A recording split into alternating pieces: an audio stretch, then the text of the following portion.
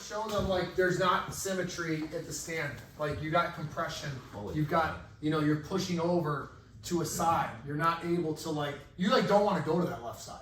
Like you don't want to put pressure. No, it's like, I mean, it's actively like hurting me. Yes. And then like you look at the side view, same thing we did with Obi, and you notice how like the hip, way worse than mine. see how the hip just always kind of sits a little bit in front? Like I want these three to be on that straight line, so like the whole system's got to go back and it's got to like create space, like a corset. Like if you were to tie a corset, right, and you tie it in the backside, and it would create this, it's built to create length in the system. Well, most of us are living with a corset that we tie on the front side, and we got this going on, and there's like this tightening to the front end. So then turn you around, like see that left foot? Like that right there is what we want to attack. And it's on the right side too, but from a standpoint of like what you're telling me and what I'm seeing, and this is why it could happen either way. Obi's over on his right side and he's hurting his right side. You may have hurt your left side and now you're staying away from your left side and you're hanging on your right. I've seen it both ways. But the point is, I got an inner ankle bone low air. I want to clean that up, right? I want to clean that up, and I usually ask them, I'm like, did you hurt your left side? Okay, you did? Well, it makes sense. You're staying away from it. You're over on your right. Or it could be like, dude, is your right side giving you like chronic pain, or like you feel tight over there? Does it feel overworked? Like, because you're going to start to feel that maybe next. Like, however you frame it for them. And I've never had a See, major. like the. Yep. Like the whole thing is just like stay away from the left. That's great. And I've never had a major injury or anything, but obviously I'm swinging a golf club super fast a lot, and so. And you're right-handed. And I'm right-handed. So like, this is another thing, like quarterbacks, like when Jameis was in, me and Jameis like stood the exact same from like his first assessment to my first assessment. We like are like hanging out on our left side, like collapsed on the left, collapsed on this leg, and like almost hanging out on our left, because we had the right side bothering us. I've also seen it where golfers are like, we did the thing at, over down in Texas, and like, I'm like, oh, you're right-handed? Like they're like in their backswing. You know, the stand. You know the funniest thing? That guy you did at the SCPJ, Scott. Yeah. I used to work with him like I used to work with him at North Texas PGA. Oh, okay. Yeah, so it was funny Yeah, to see. I was like, no shit, that's Scott. And then look at. He's a good dude. He's a great dude. So just notice, like, remember we talked about compensations. So I want you to see it from a side view first. So this is another thing that you can show people from a side view with the squat, because we didn't touch on this with Obi. Remember, like, when people go down, in the first quarter range of the movement, they should really be clearing the hips. Like, it should really just be like, soften the knee, and they should be tail back, crown forward, and like, I should have like what you call like a vertical shin, which is my knees are kind of behind my toes.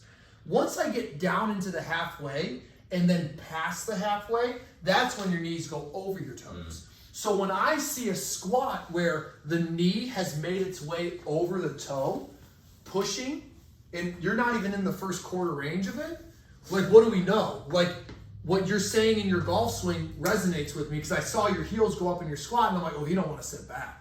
Like you don't want to reach the tail back because the hammock doesn't open up. You can't sit back into this position. The back chain isn't there, so we just go like this. We just go down in the front chain and we do a squat like this. Because what's the squat? Get down. Okay, well, I'm down. Like your brain is task, circumstance, do it. Compensate as much as you need to. Brain doesn't know. It's not worried about your longevity. You know, it shouldn't have to. It wasn't programmed that way. It's supposed to just be there. So when that's another error that you want to show them. Like if I go back to Mac's front view, what do we see? See how his heels popped up? So like from a vantage point, you're like, oh shit, he's about fist width distance, his feet are straight, his inner ankle bones are high, his kneecaps point out. That's good, right?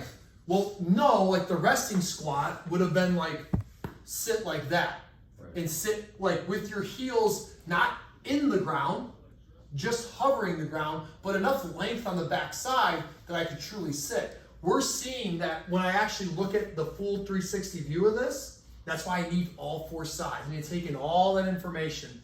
When I see it like this, it's like, oh, he's pushed forward, right? He can't really sit back. So for Mac, if you're standing up and you're in your bow work, just imagine what you're doing, what Obi did, where you got two bows. So your feet are close, fist width distance apart. drive down through the balls of feet. So now I want you to reach your tail back and crown forward. Yeah, and you need to really hyper analyze that relationship before you even focus on going down. Remember, your bow work is really just gonna be, and then try to lift those heels up a little bit more.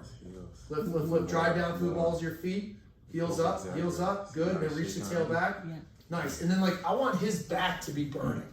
I want his back pocket. Do you feel it back here? And back here? Yeah, see? Nah, not yet. I mean, I feel it definitely more. Well, I mean, yes. Yes, like I just want to make sure. Yeah. Come on. As long as you're, and then it's You can do like, it. once you got the ball minute he foot left his heels. engaged and you're driving down through here, it's just kind of like, just keep lifting up. So I drive down and I lift up, Yeah. drive down and I lift up and I reach back and I reach forward and I reach back and I reach forward and I drive down and I lift up. And like, we didn't even really have to cue the bow. You know, there he is. He's got a little bit of kneecap pointing out from a straight foot, and he's good. But I know his ankles are locked. You can take a break. I know his ankles are locked.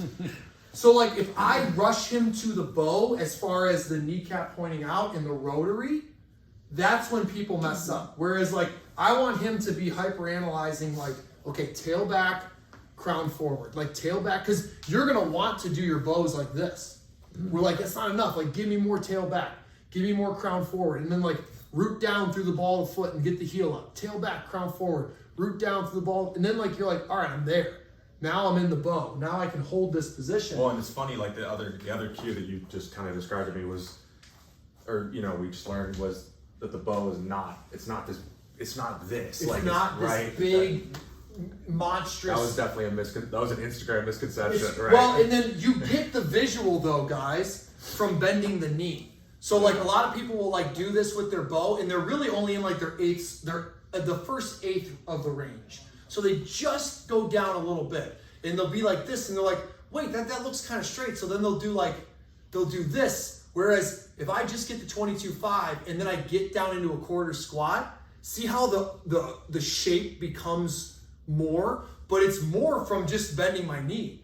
So just get into a quarter squat position right about here. And if you get in the quarter squat, now you can see that curvature there, which is much different than being in an eighth range of the squat and then dropping your leg out like that. Like, subtle difference, but it's, if I lose connection through the ball of the foot, the inner ball of the foot, I would say, the big toe ball of the foot, then it just allows me to push laterally. So big picture, think of your squat as you're landing. Think of athletics as a dress position. Where do you sit? Right? You sit basically about a quarter squat. Sit right about here, and you're sitting into it. And that's the same thing as like my linebacker. That's the same thing as my safety, my DB, my quarterback. Like, we're all kind of in this like quarter range where we can then find the bow. You look at the hinge, we would like to see a uniform curve through the lower back, and then we want to see that. Well, and that too is like people would, anybody who's not versed is gonna be like, oh, he can touch his toes. Like, Yes. how awesome is that? Like, Yes. So flexibility can fool you, is the best way to say it. I could be flexible as a WOTA. I could be explosive as a WOTA. I can get all that. Okay, we want to be inner ankle bone high supple, meaning like, once again, we know Mac wants to clean up his foot, right? So the inner ankle bone high isn't presenting itself in his assessment.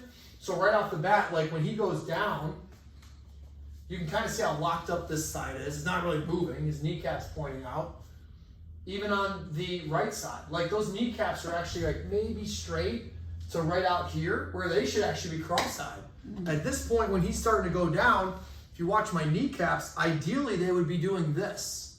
They would just keep pointing, and like, that's my left side. It's like, that's my side I gotta get more corner in. Well, it's like, yeah, I can feel it when I go down. So now, he's in his bow. You found your bow. Now I go to corner, I go, tailbone goes up, kneecap points in.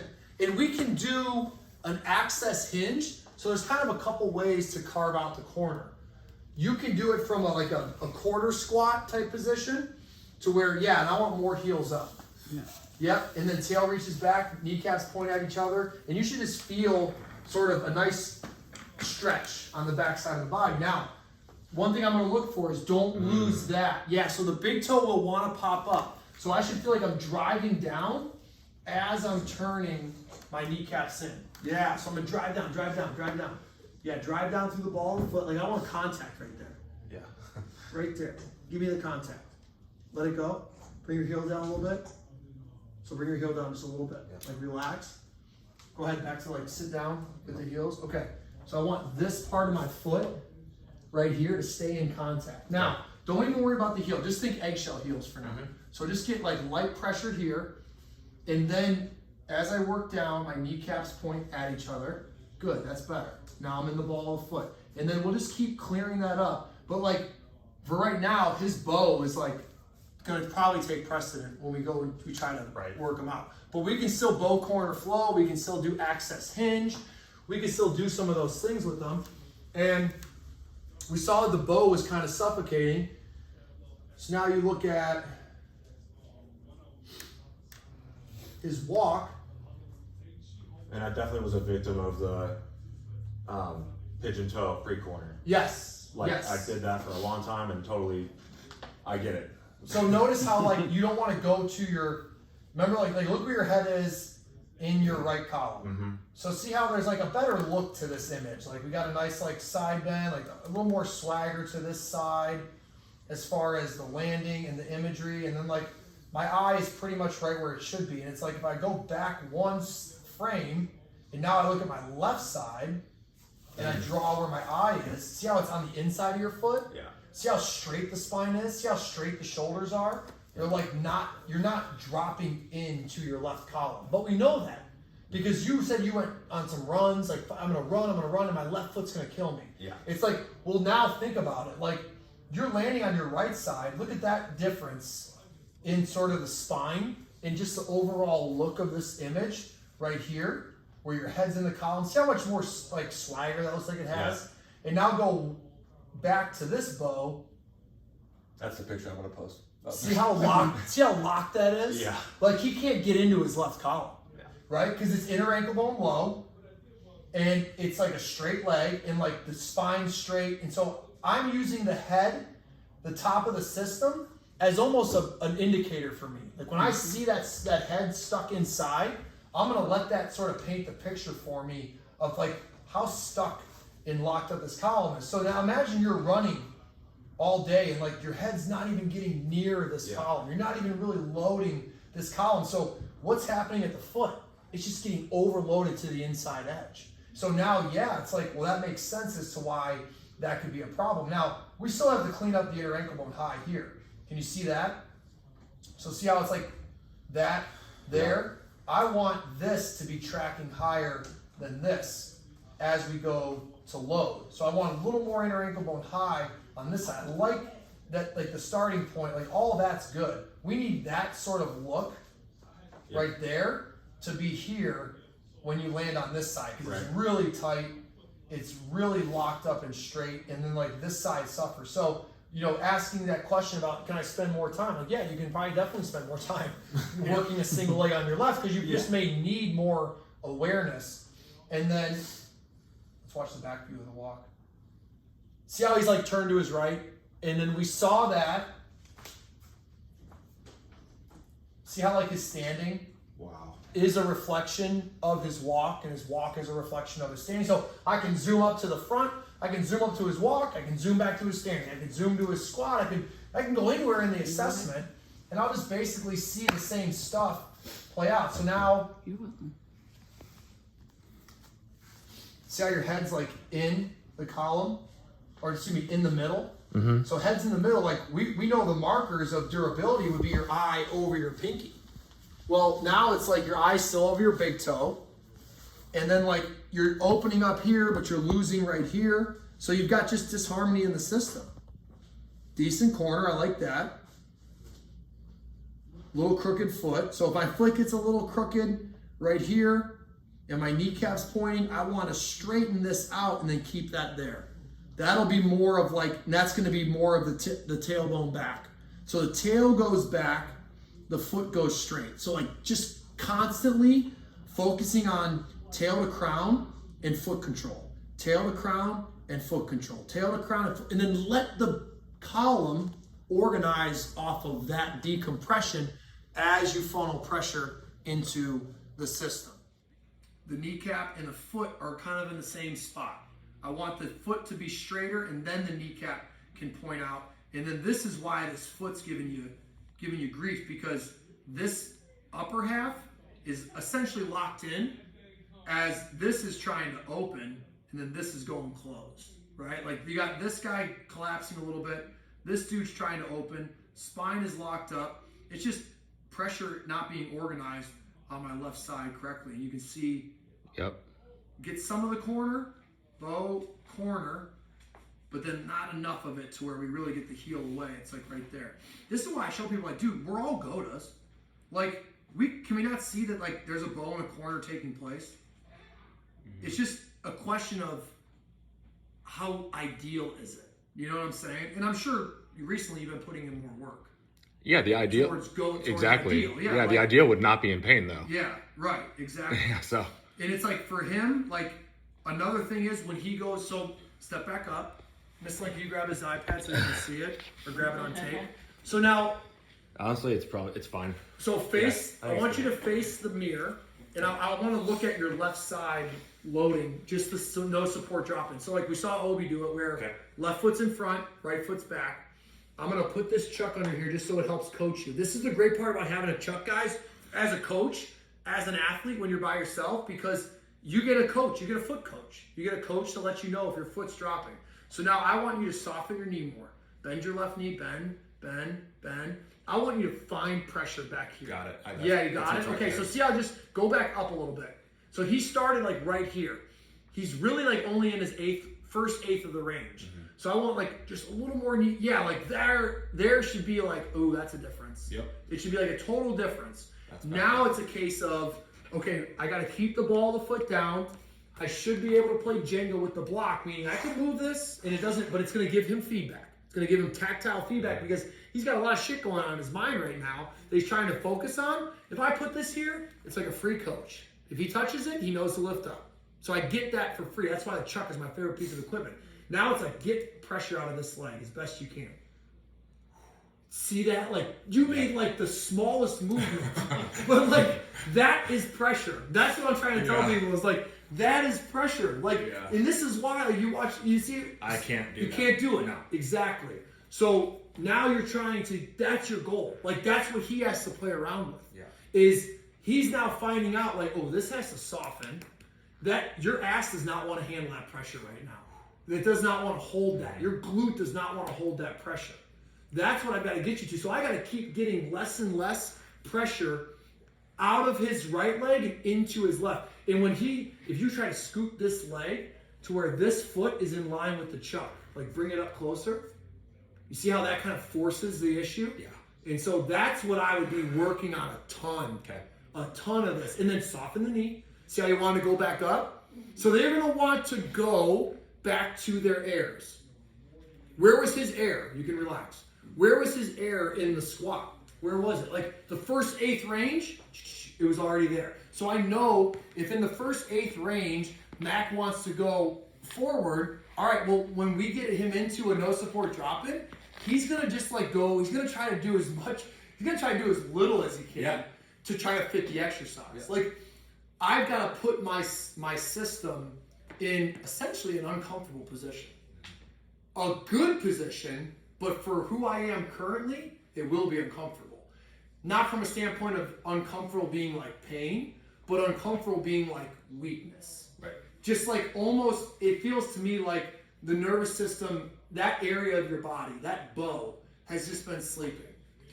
And then all of a sudden it's like you went to that little movement and it's like grabbing a sleeping body and going, and it's like the brain's like, whoa, dude, like what are we doing, man? I'm not like, hang on, I was resting. So like, it's gotta be like a, hey man, wake up, like wake up, you know? Because if I was to take you from a box and drop you off of it, that would be the same thing as like someone sleeping and they're on the backside of a truck and you open up the hitch and just throw them out.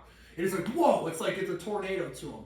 That's a rough way to wake up. We're throwing water on them as opposed to just like, hey man, like you know. So you have to be super gentle with your nervous system. Now, do you think if I let's say I just did this, I was like, okay, my workout today is just going to be primarily it's going to be 70-30.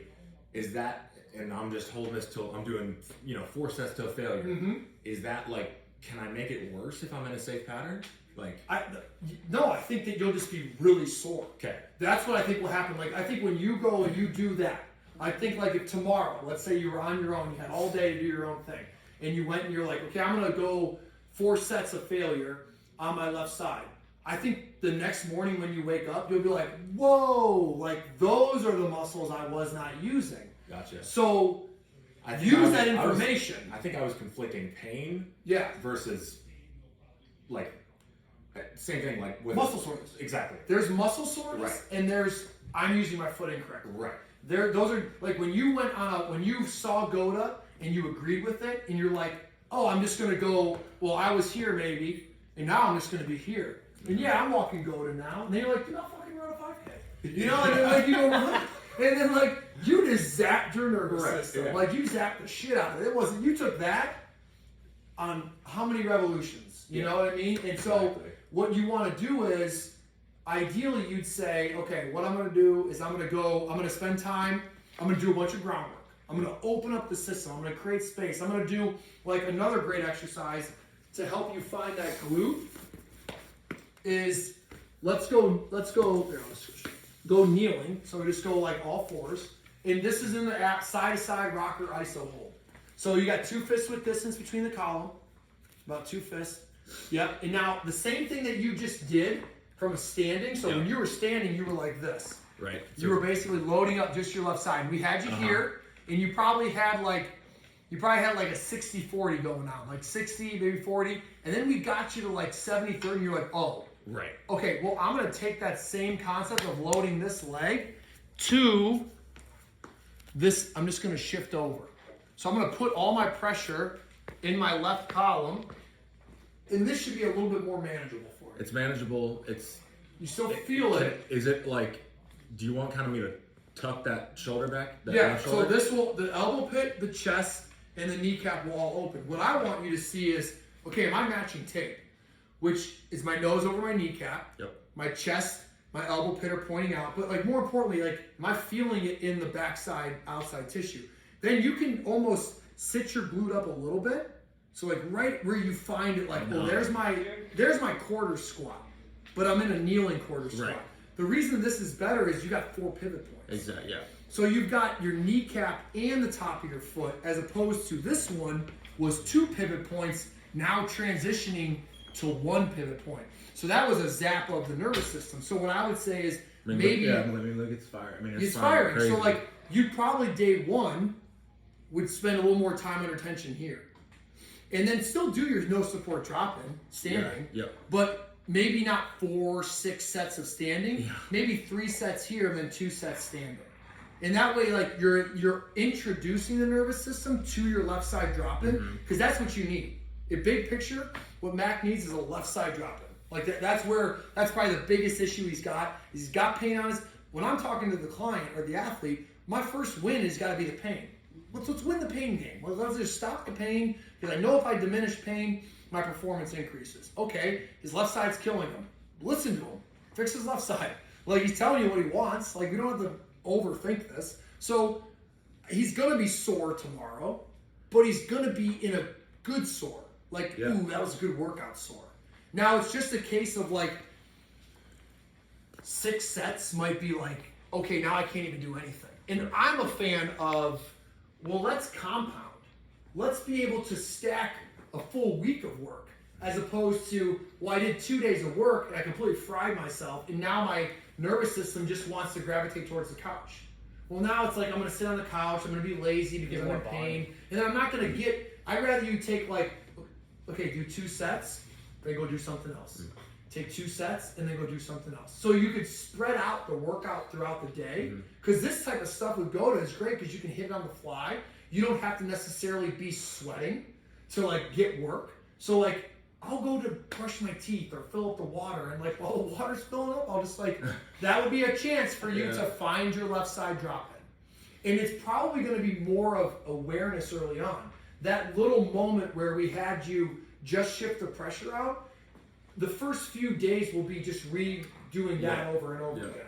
Then once you're like, okay, I know where I need to be, in the process of finding that little subtlety there, you'll have already been training it, but not like force feeding the nervous system. You'll be spoon feeding, as I like to say. Spoon feed the nervous system. Don't force feed it because it doesn't like being force fed. It will buckle on you. Gotcha. So you'll be sore, but yes, you can definitely spend more time on your left side. It's just let yourself get into this slowly and know that, like, well, I just felt how weak it was. So that glute's gonna get sore, which is good. No, it's not. It's very. It's very nice to be humbled. I get told how strong I am all the time. Yeah. And then I do something like that, and I can't. I mean, that's ridiculous. You can't even do it. Right. It's like that's why I try to get people to understand. Is like, dude, your squat is through the roof, but your single leg drop in is a newborn. It's non-existent. It's non-existent. Yeah. It doesn't even happen. No. You know, it's inner ankle low. So that's what's happening there. It's like you're not right here. You're not handling this with your glute and with your IT band, with these big, strong structures that are in place to handle that load. To handle it. I see the IT band working into the thoracolumbar fascia, almost like that. You know, that bow. You're not speaking cadaver science when you say that. You're just trying to level with the athlete as far as their feels and their awareness and there's a lot of proprioception here, and there's a lot of perception's reality. Like, I needed to get you to feel that. All I needed was that moment right there where you snapped into like, oh, that's what I've been missing. Because GOATA workouts that you see on Instagram, you could easily just do those and never go to where you just were. See how slow we had to go. It's frightening how I can't even tell you the last time I felt that. Yeah. Like that. I mean, I just can't even. Yes. And it's been months. To answer your question about like, how do we handle those, you know, you asked the question earlier in the day, like those people that are putting out bad information, like you wonder why me and Gary get pissed. Yeah. Because that's what we've been trying to tell people. Mm-hmm. That's what we've been trying to show them. That is what you need to know about GOATA, is that it is subtle and it is detailed. And this isn't a workout system. Can you get a workout from it? Yes. Workouts are just relative. Dude, it's reps, it's sets, it's rest. It's only that. I can make you sweaty doing anything. You can get sweaty washing the fucking dishes if you set up the environment the right way. That's not what's magical about the workout here. What's magical about the workout is that you now know exactly why your left foot hurts. Because your left foot is caving in, your hips pressing this way, and your spine is locked. So you're not even touching where you should be. Your torso should be in this turn, your head should be in this column, your foot should be in ankle bone high, and all that pressure should really be like almost like how a catapult works, where you pull the catapult back and all the object that you're going to launch sits in that little spot. There's like almost like a catapult effect going on, and you're not getting there.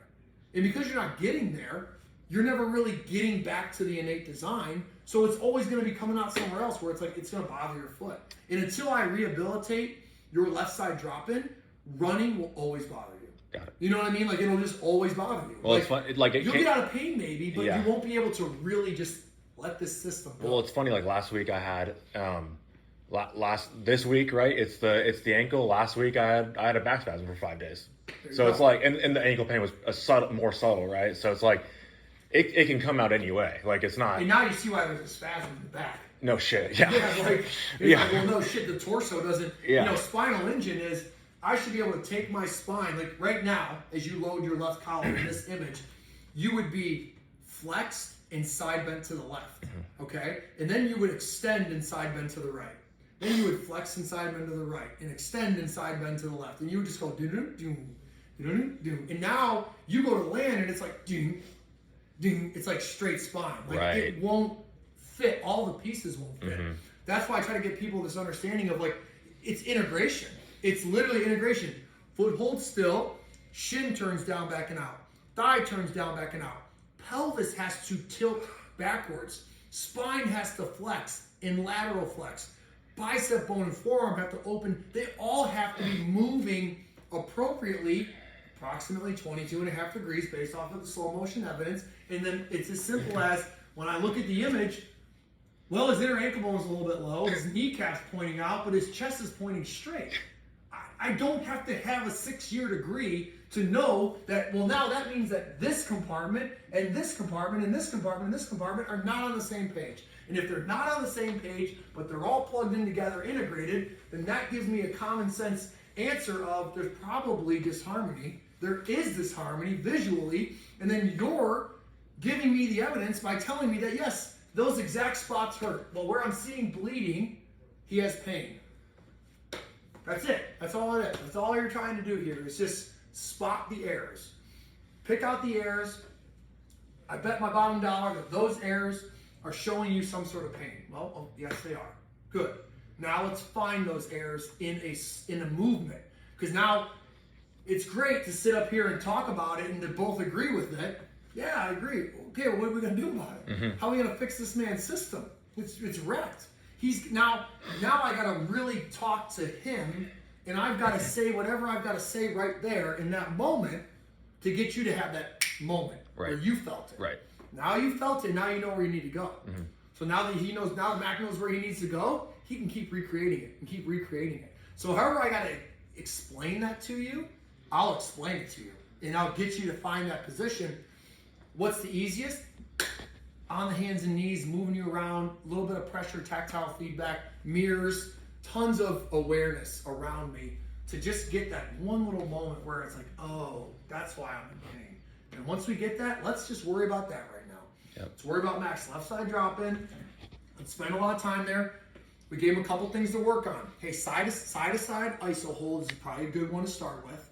Do your rockers, do your bow hip stretch, then go to side rocker ISO hold, okay? Then stand up, do a double bow flow. Those are never gonna be bad for you, right? It's always gonna be good as long as you're paying attention to you're not gonna hurt yourself. But then when I go to where my real weakness is, because this is where it's gonna be, this will be the fentanyl, this will be the heavy hitter. Like when I go there, like that's gonna be the one that can take me out. So I gotta go real slow, and I gotta find that spot where it's like, oh, like that's my weak spot, and I'm just gonna sit there.